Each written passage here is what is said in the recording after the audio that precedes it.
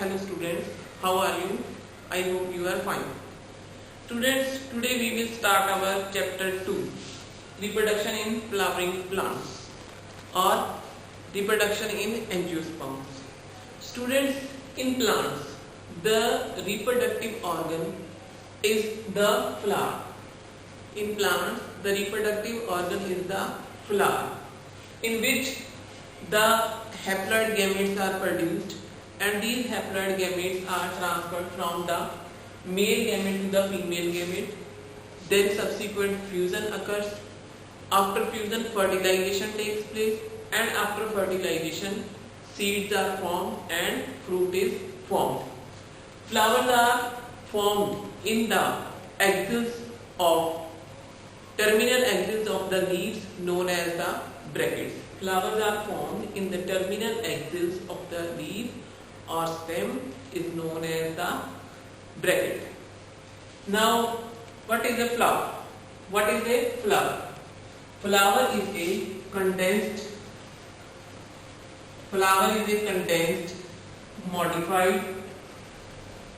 modified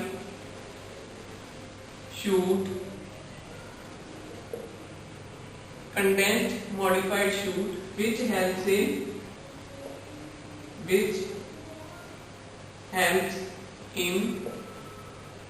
reproduction,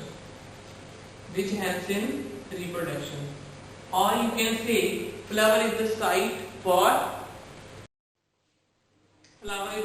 of reproduction. Now we can discuss the various parts of a flower. Students, this is the VS of a flower. VS means vertical section of a flower. So many times you have drawn in your lower classes. We can start from here. This is the pedicel. With which the plant is attached to the stem. Next is the thalamus. Thalamus is also known as the receptacle over which other organs are rest. These are the sepals. Single it is known as the sepal, both known as the calyx. Calyx is a bulb of leaf-like structures at the base of the flower near the thalamus. They are usually of green color.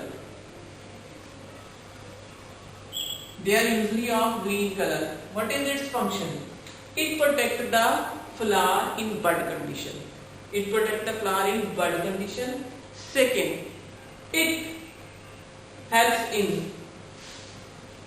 in removing the excess water from the plant. Means it do not allow to remove the excess water from the plant. It just hold down the transpiration of the flower. Sometimes it may be colored. Sometimes these sepals are colored. When they are colored, they attract the insect for pollination. But rarely they are colored. Almost they are green in color. Next are the petals. These are the petals. These 1, 2, and 3. These are the petals. Single petal. Complete bulb is known as the corolla. Single is petal and complete bulb is known as the corolla. These petals are always of various colors.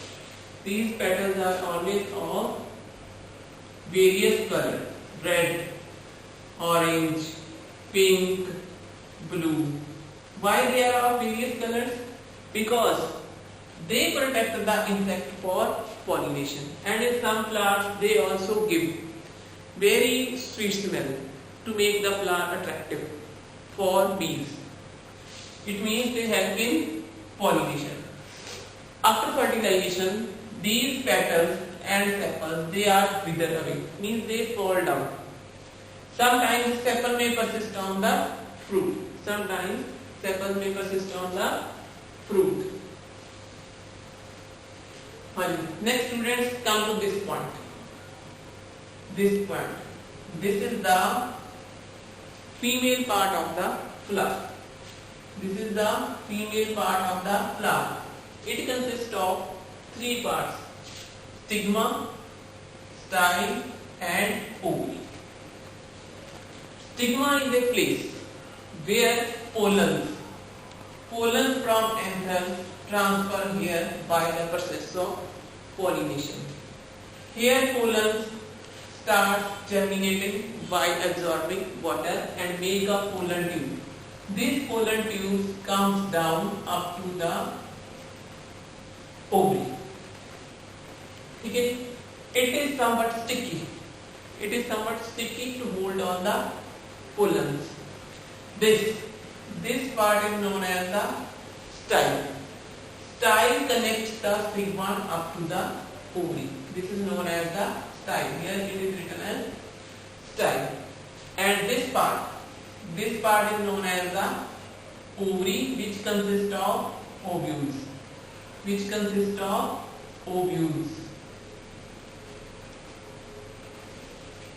Ovules turn into seeds after fertilization, and the whole ovary becomes the fruit. This whole part that consists of stigma, style, and ovary is known as the gynoecium. Means female part, gynoecium, or we can say carp. Next, come to this part.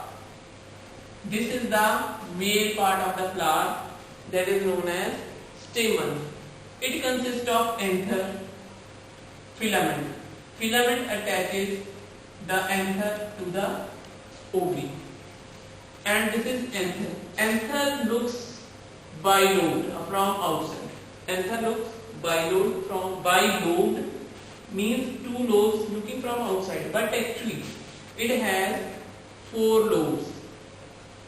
It has four lobes like this. All these four lobes are separated from each other. All these four lobes are separated from each other. Here the vascular system is present. Here vascular system is present. And these are the four lobes. From outside we can see bifurcation in these lobes. From outside. Pollen grains are formed in these anthers, and the pollen grains transferred from here to here by the process of pollination with the help of insects, or with the help of wind, or with the help of birds. These are the parts of the flower. I hope you all are understand. I can repeat. Pedicel that attaches flower to the plant. Thalamus or receptacle that holds the whole organs on the plants. These are the sepals that protect the flower in bud condition, or it may not allow excess of transpiration of the flowers. This is the female part known as the gynoecium, consisting of stigma, style, and ovary. Inside the ovary, ovules are present. These are the petals. They are of variously colored that are attracting insects for pollination. Collectively, these petals are known as the corolla. This is the male part known as stamen, or we can call androecium. It consists of anther and filament. Filament connect the anther to the ovary. Okay. Now, what are the functions of the flower? Collectively, the functions of the flower. Functions of flower. 1. It is a reproductive bud. It is a reproductive bud that helps in reproduction. Okay. Second, it helps in pollination of pollen grains. It helps in pollination of pollen grains. from male part to the female part. Third, it helps in formation of seeds and fruits. It helps in formation of seeds and fruits. Now this is the structure of the flower and these are its functions. Next we will discuss about the microsporogenesis. Next we will discuss about the microsporogenesis.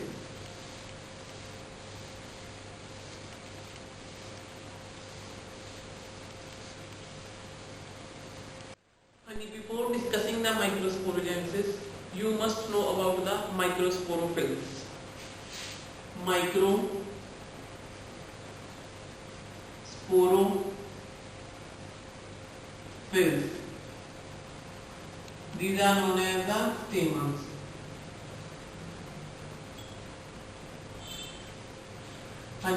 Stamens are leaf-like structures that are formed inside the flower, and each stamen consists of a thread-like filament. This is the thread-like filament. It is known as the filament, and it consists of a two-lobed anther. This is the anther where microsporophylls or the pollen grains are formed. Here the pollen grains are formed, or we can say the microsporogenesis occurs here inside it. From outside it looks like two chambers. But at the maturity, this is a deep fissure groove. Looks from outside. At maturity, these two chambers become one chamber. This wall is dissolved at maturity and it becomes one chambered anther, and that condition is known as thickness. In majority of the plants, this condition occurs, but in plants, for example, plants that belong to Malvaceae family. Malvaceae, for example, China rose. China rose belongs to Malvaceae family. So what happens in this condition? In this condition, there is four chambers. There are four chambers, but during maturity, these four chambers convert into a two chambers by dissolving the internal walls. Internal septa dissolves and it becomes two chambers. That condition is known as diphthys.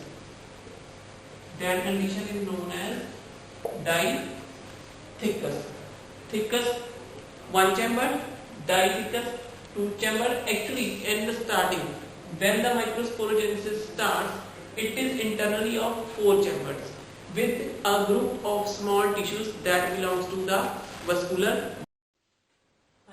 A very young anther consists of two lobes. And it has actively dividing meristematic cells that give rise to the anthers or pollens or sporogenesis tissue. Here, this is the young anther. From outside, it looks like the bilobed, but with the development, it becomes four-lobed inside. The outer layer is the epidermis. This is epithelium.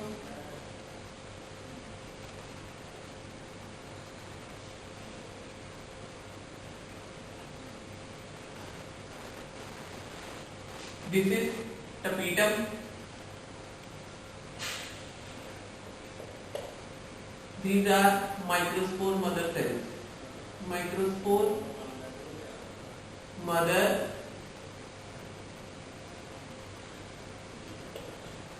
Listen. The formation of sporogenesis or the formation of spores starts from the internal layer of the archisporial cells.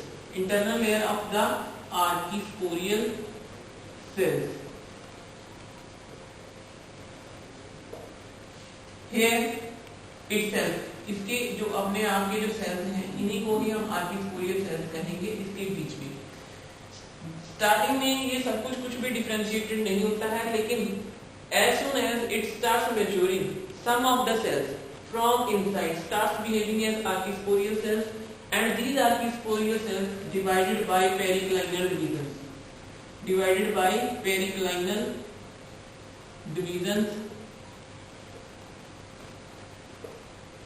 give rise to the parietal cells. Parietal cells. Again, these parietal cells divided by periclinal divisions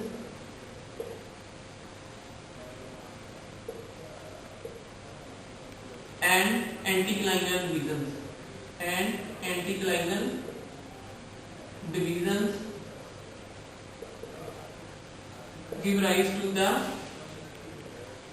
parietal microspore mother cells, or we can say MMC. Here, the outer layer differentiated itself from the other layer and starts behaving as epidermis. And after the epidermis, second layer, it starts behaving as epithelium. It's slightly different from the epidermis. And a layer of tapetum is formed by the periclinal divisions.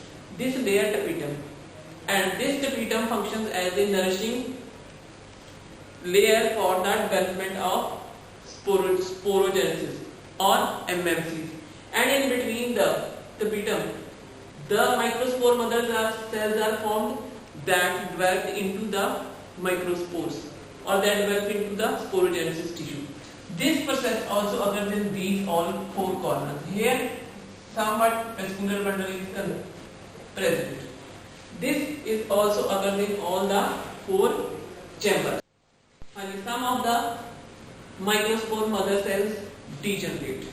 Some of the microspore mother cells from here degenerate, and some are making interconnection, cytoplasmic interconnection with each other.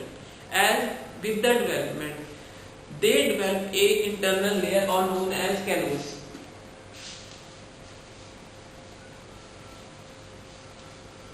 With the development, they develop an internal layer known as the callus. These callus break the cytoplasmic interconnections with each other. These callus break the cytoplasmic interconnections.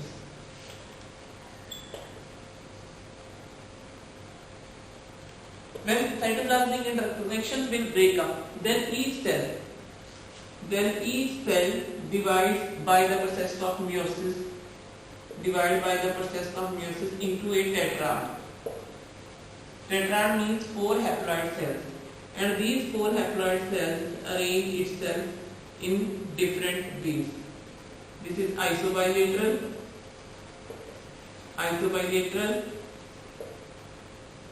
or T-shape,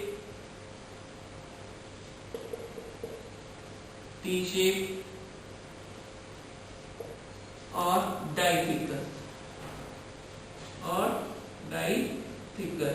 like this.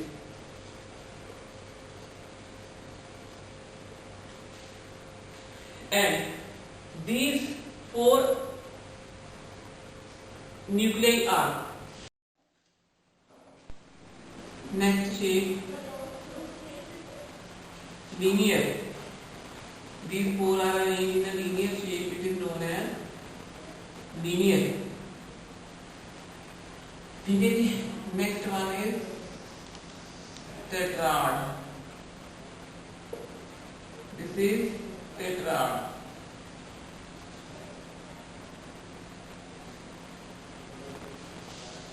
With this, the process of microsporogenesis is completed, and in the next session we will discuss about the dehiscence of pollen grains and the structure of the pollen grains. Thank you and have a nice day.